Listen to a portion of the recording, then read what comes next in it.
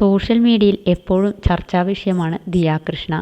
കുടുംബത്തിൽ എല്ലാവരും social media താരങ്ങളാണ്. എന്നാൽ ഇവരിൽ ഏറ്റവും കൂടുതൽ വിമർശനം നേരിടേണ്ടി വരുന്നത് ദിയയ്ക്കാണ്. ഭർത്താവ് അശ്വിൻ ഗണേഷിനോടുള്ള സമീപനമാണ് ഇതിന് പ്രധാന കാരണം. അശ്വിനോട് യാതൊരു മര്യാദയുമില്ലാതെയാണ് ദിയ സംസാരിക്കുന്നതെന്ന് ദിയയുടെ ആരാധകർ പോലും വിമർശിക്കാറുണ്ട്.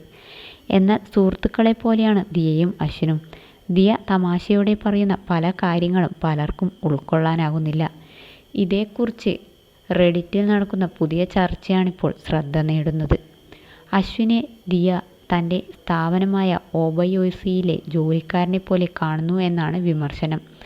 ഒരു ജോലിക്കാരനോടെന്ന പോലെ അശ്വിനോട് ദിയ ആജ്ഞാപിക്കുന്നു. അശ്വിൻ ഷോപ്പിലെ നെക്ലേസുകൾ കാണിക്കുന്നു. തെറ്റ് വരുത്തുമ്പോൾ ദിയ അശ്വിനെ തിരുത്തുന്നു. ഇതിനാണോ അശ്വിൻ എഞ്ചിനീയറിംഗ് പഠിച്ചത്?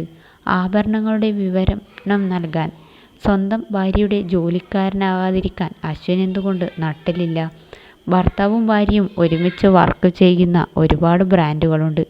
അവിടെ രണ്ടുപേരും തുല്യ പങ്കാളിത്തമാണ് കാണുന്നത്.